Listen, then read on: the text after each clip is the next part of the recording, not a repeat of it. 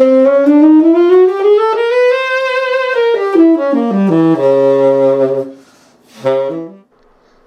my last gig, I had one of my saxophone pads fall right out on the floor. And luckily I found it and was able to stick it back in there. And it was at the end of the job, and so it worked out okay. So we're going to take that key off from there, and there's the missing pad right there. And so I get in my pad collection here, and we'll sort through and find one that fits that one. Yeah, that one's too small. That one's too big. Looks like that one's just right. They want to fit in there so that they are just right and they don't wrinkle up at all. They want to be nice and smooth. Now these pads are held in with a shellac, which needs to be melded. And I have a little burner here that I use, and I use this alcohol in the burner. It's a clean burning fuel. And so this is the burner that I've used for many, many years right here. So we'll get it lit up and get ready to go.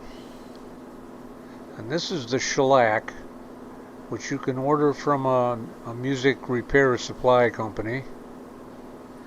And what you do is you heat up that key, and you want to kind of move it around a little bit like this, and get it pretty hot, but not so hot that you damage the plating on the key. And when that shellac melts, you put the pad in there and press it down, and there you go. The pad's replaced. Now before you put this little screw back in, you want to lubricate those threads right there. So the next time you need to take this thing out, it'll be easy to remove, and of course also it just lubricates the action on the saxophone.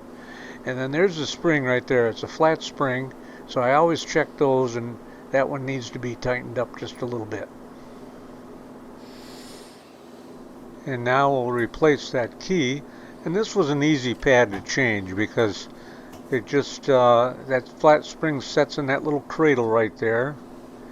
And then that little screw can just slide right in and thread into the other side, the post on the other side. So these palm keys are very easy to take off and replace the pad when you need to. And of course, being at the top of the saxophone, they're the ones that will absorb most of the moisture, and so you're going to be changing those pads probably more frequently than any of the rest of them on the saxophone. All these upper stack pads. And so now we'll lubricate those posts. And this is a leak light. It's a handy little tool. You can shove that light down in and open the key and close it, and you can check to see if there's any leak. And you want to look front and back and all around and see if it's touching one side before it touches the other.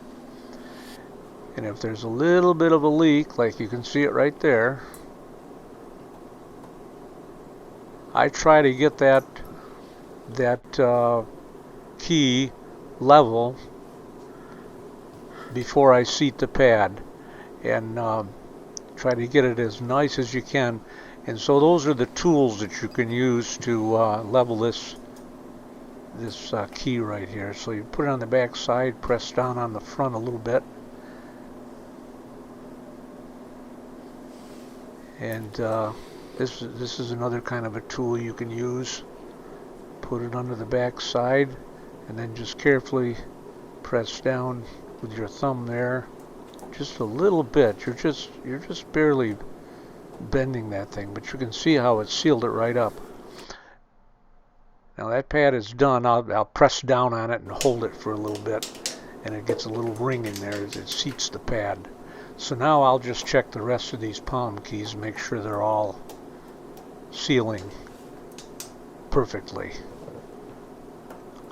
and the rest of them today look real good.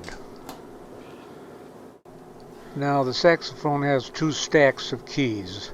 This is the upper stack here, and all these rods up above here are what hold all those keys on.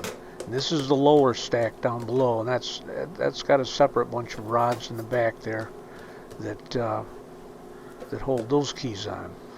So I'm going to there I'm showing that sometimes you press one key down and it presses another one down at the same time. They all have to be synchronized. So there's a rod that goes completely down through here that you'll need to take out if you're going to work on those upper stack pads. And I checked them with my leak light, and oh, they were really bad. I was surprised at how bad they were. I guess I haven't looked at them in a while. So this is a long rod, and you just unscrew it with a screwdriver, and then go along like this and pull that rod out of all of those upper stack keys.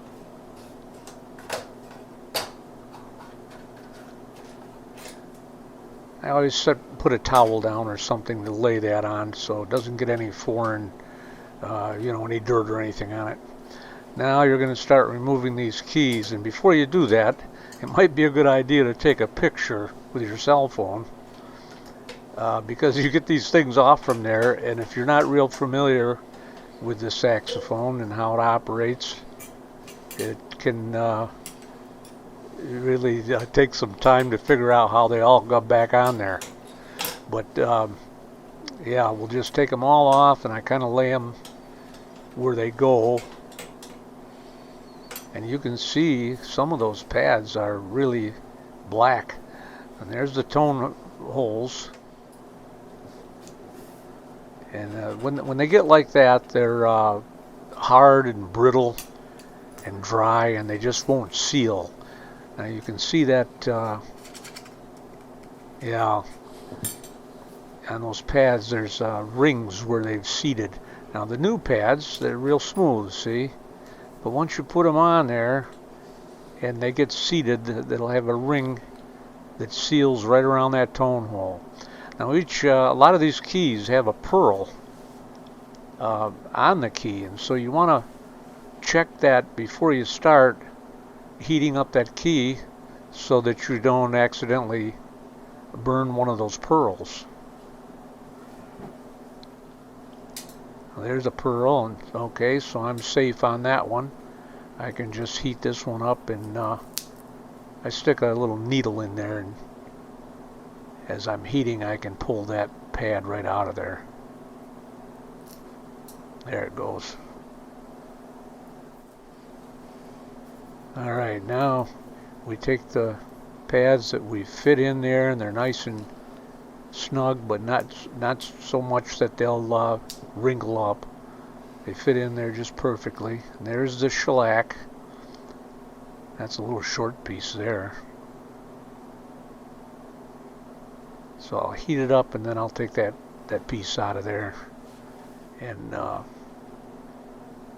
put the new pad in. Now there's a pearl that's right on the key, so that's one you've got to be really careful of. Keep that away from the heat, and heat on the I kind of tip that key up so I'm not right over the flame.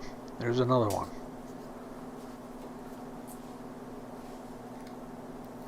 So we'll stick our needle in there and hold that just so, away from that flame.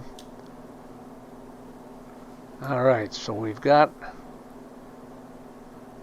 all these pads out, and we heat them up and put the shellac in and press them down. They'll be glued in nice and firm.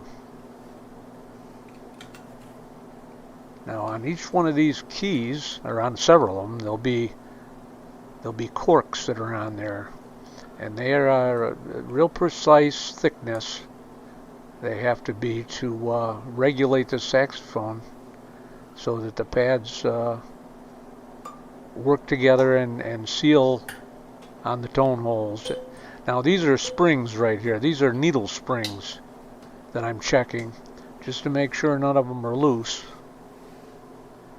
And now we'll reassemble the saxophone.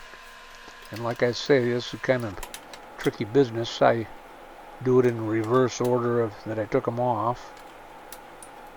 And it's a little bit of a juggling act here to get all these keys lined up so that you can shove that long rod down through each one of them. So you just have to be patient. So we'll get the rod started here in the first one. And there's a close-up. There it is. And so I line up the next one there and shove that rod down through. There we go. Now we're that far right there. And you can see how the keys are pretty close together right there. And so you have to line everything all up and kind of fiddle with them a little bit to get that rod to move down through. And it's just careful because you don't want to bend any keys, you know. You just kind of get them lined up. And there I am, I'm down that far now. Now this one here, the spring was in the way, so I had to kind of finagle that spring out of the way. And now I'm down to the last one. And it's time to tighten the screw. So when you tighten these screws up, you tighten them all the way down and then just back up just maybe just a little bit. You don't want them to be cranked right in there too tight. Now this is one of my mother's crochet hooks. And I use that hook to hook up those springs. You can see that needle right there. And I took a file and put a little notch right in the end of the crochet hook so that I can push on the spring and push it around that cradle that holds the spring. So that's what makes that, when you press the key down, that's what brings the key back up, is that little needle spring. So you go down through and make sure they're all hooked up and they're all working. Now I've had this, I've played this saxophone, oh gosh, it's been over 50 years. And it's, I've kept it lubricated and so on, but you know, it is starting to wear out. It still plays great. I love this saxophone. It's the only tenor saxophone that I've ever owned. Now, as I checked with the leak light, there was only one pad. It was unbelievable that they all were good. I couldn't believe that there weren't more leaks. I went down through and checked each one of them with a light. And if you play saxophone, you understand how the keys work together. Sometimes you press down one key and it also presses another key, like right here. You can see there's two keys there. And I press it down and the light goes out. I mean, it's sealing completely. And you want to have it perfect so that you don't have to use any finger pressure really to seal those tone holes as you're playing. You can use a real light touch as you're playing.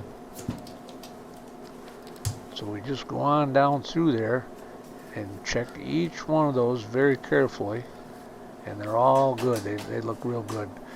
I usually set it up like this and go down through sitting.